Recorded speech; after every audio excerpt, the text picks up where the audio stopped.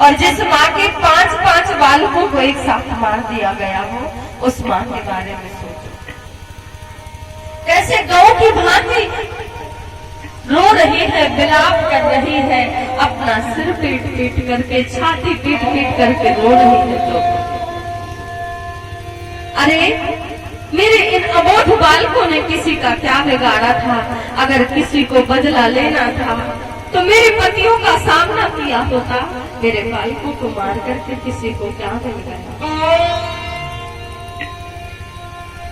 द्रौपदी को रोता हुआ देख करके पांडवों ने प्रतिज्ञा ली, द्रौपदी तुम चिंता मत करो, तुम्हारे पुत्र के हत्यारों को, अभी जिसने भी मारा है पुत्र के हत्यारे को हम तुम्हारे चरणों में लाकर के पटक देंगे।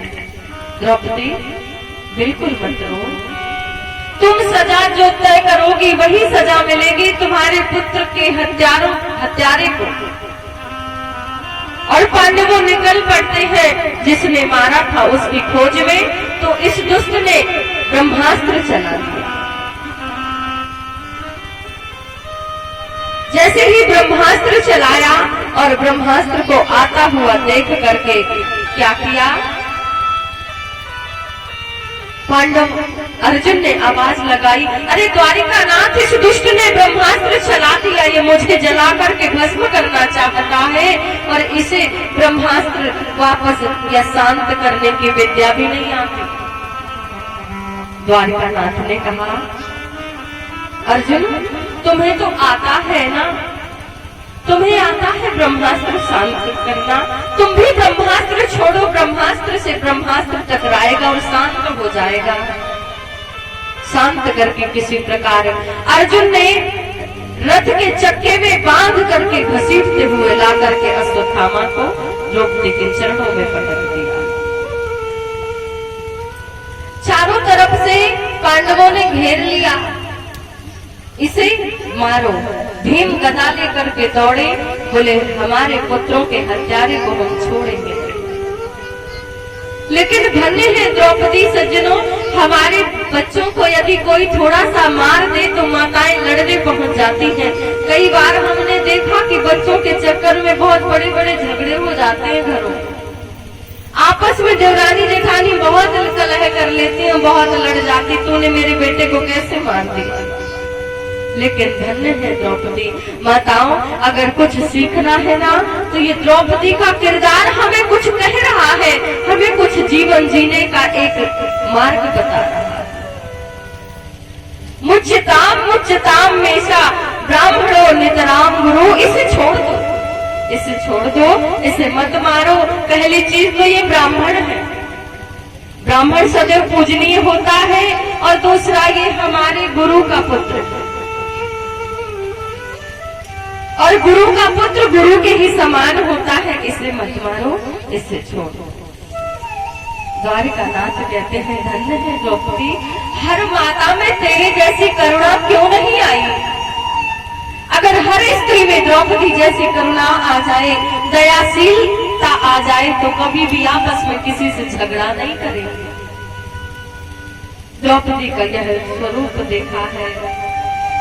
और बाहर है द्रौपदी, तू तो धर्म की साक्षात मूर्ति है।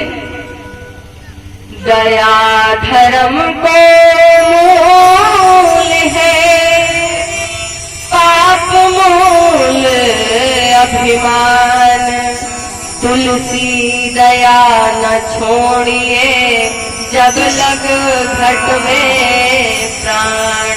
तुलसीदास जी ने भी कहा है कि दया दिखाना बहुत बड़ा धर्म है, और ये धर्म हर किसी के बस का नहीं होता। वो भी ऐसी परिस्थिति में कि मेरे 5-5 बालकों के सर धड़ से अलग कर दिए गए हो, वहां कोई दया दिखाएगा दूसरे के लिए? कोई नहीं दिखाता।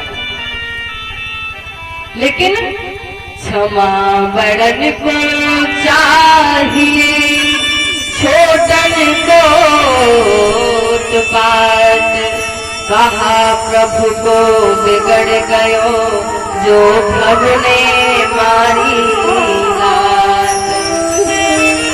बड़ा सुंदर प्रसंग है कि क्षमा बड़ो, अगर छोटे अपराध करते तो बड़ों को क्षमा करना चाहिए। ये हमारे नारायण भगवान बताते हैं कि क्षमा किस प्रकार किया जाता है। भृगु ऋषि ने भगवान को लात मारी और भृगु को लात मारते प्रभु कहते, अरे मुनिवर आपके पैर में कहीं चोट तो नहीं आई?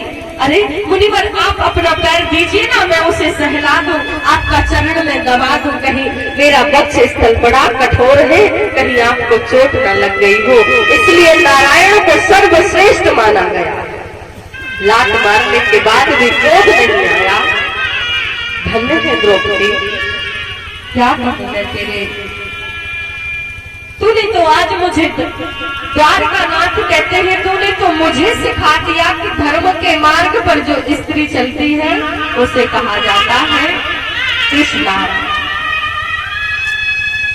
तू करुणा की खान है, करुणा स्वरूप है, मैं तुझे अपना नाम देता हूँ कृष्णा।